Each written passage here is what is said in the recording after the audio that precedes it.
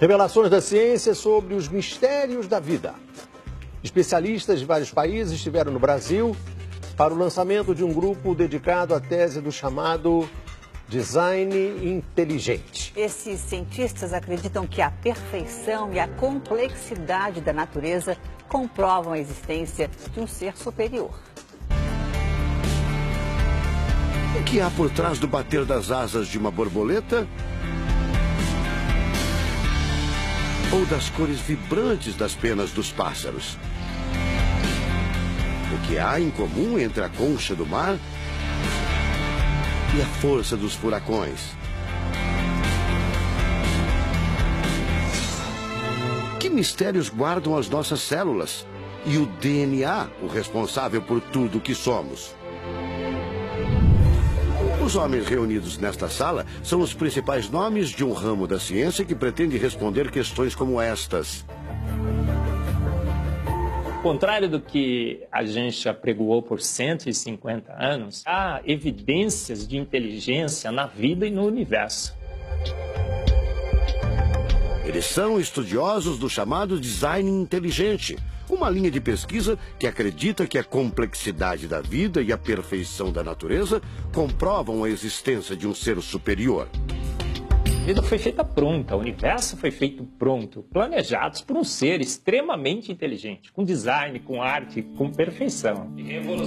Marcos Eberlin coordena o Núcleo de Pesquisa em Ciência, Fé e Sociedade, recém-inaugurado por uma das maiores universidades de São Paulo, em parceria com instituições americanas. Outro defensor do design inteligente é o doutor em bioquímica e professor americano Michael Behe.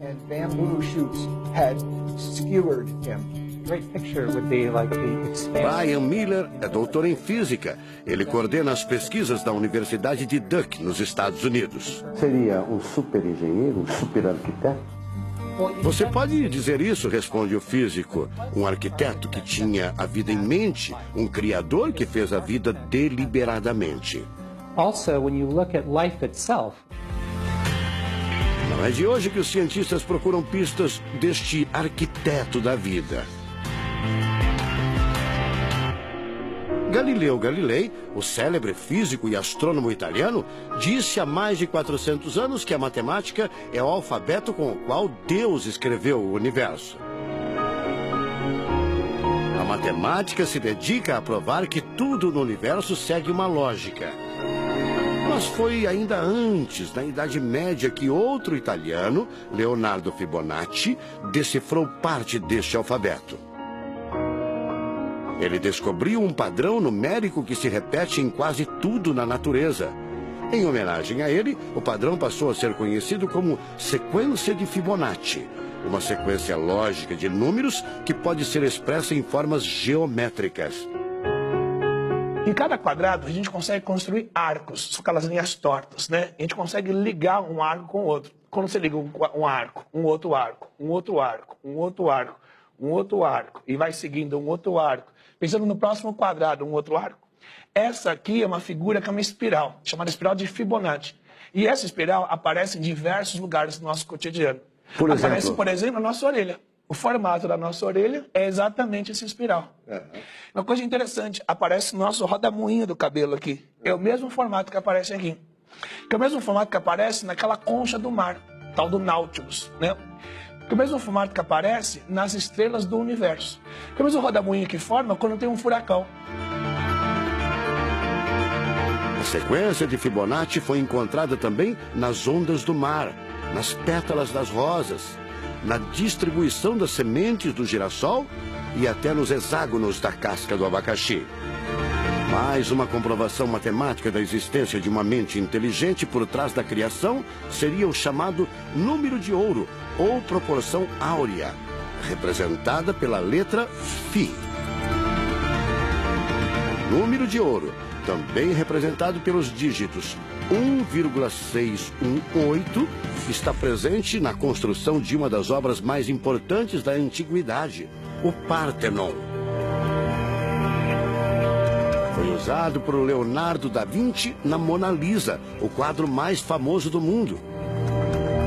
essa regra do número áureo, ela vem, né, aparece no Fibonacci e aplica um monte de situações. E é legal que os gregos percebiam isso, eles associavam isso muito com a ideia de perfeição. Ele está presente nas asas das borboletas e até nas medidas do corpo humano. Se você pegar a sua altura e dividir pela distância do seu umbigo até o chão, vai dar aproximadamente 1,6. Um φ. Vai dar 1 φ também. Se a gente abre os braços, né? Calcula a distância da ponta de um dedo até a ponta do outro dedo. Então vai ser desse dedo maior aqui, no dedo médio, até chegar ao dedo médio. Se eu pegar essa distância e dividir pela distância desse dedo até esse ombro aqui, vai dar 1,6 de novo.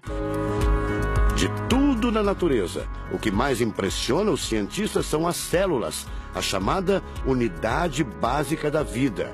São as menores partes que compõem os seres vivos, vegetais ou animais. O corpo humano é formado por cerca de 100 trilhões de células que dão origem a tecidos e órgãos. We cannot be accidentally caused. Life is not an accident.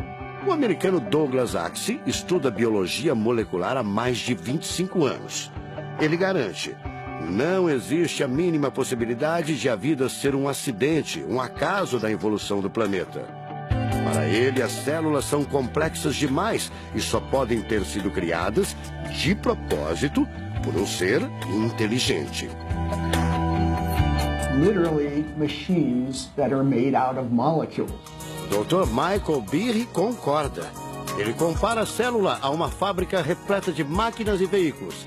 Ela produz e troca com as células vizinhas os elementos fundamentais à vida. Tudo coordenado por uma espécie de computador central, o chamado DNA. Você já deve ter ouvido falar dele. O DNA é um conjunto de informações genéticas que definem as características dos seres vivos. Entre os humanos é o DNA que informa o sexo, a cor da pele e do cabelo e o formato do rosto, entre outras coisas.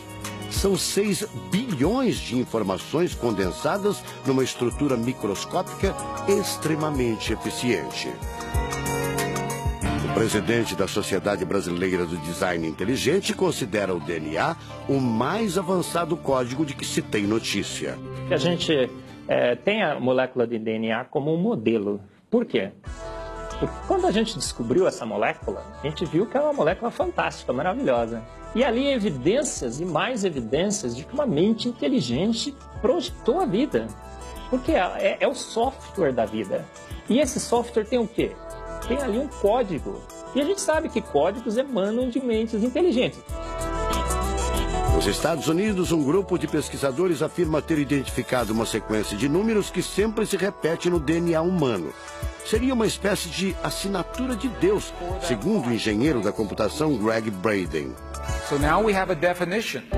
Ao considerar a carga dos elementos químicos do DNA, os pesquisadores teriam identificado o seguinte padrão numérico: 10, 5, 6, 5. Eles então passaram a tentar decifrar esse código e tiveram a ideia de substituir os números por letras hebraicas. Em hebraico, a língua oficial de Israel e que aparece na Bíblia, os números são representados por letras, como explica essa professora israelense. A escrita hebraica é muito antiga. Já tem textos escritos 1000 anos antes da Era Comum. E nesta época ainda não inventaram o sistema decimal dos números que usamos agora.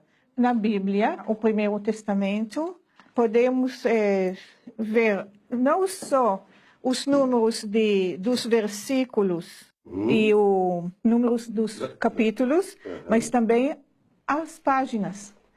A contagem das páginas está feita em letras e não em números.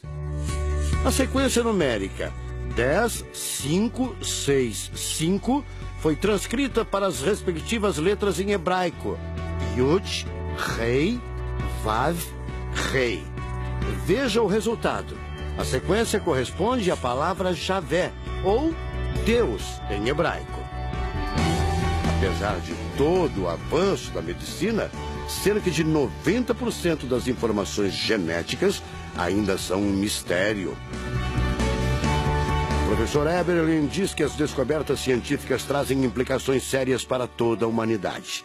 Mas cada vez mais reforçam os argumentos de quem acredita no design inteligente, a assinatura de uma força superior. A gente vai ter que entregar essa informação para a filosofia e para a teologia. E a gente agora, como bons filósofos e teólogos que todos somos, a gente vai colocar a nossa filosofia e nossa teologia em cima desse dado científico e optar pela melhor opção.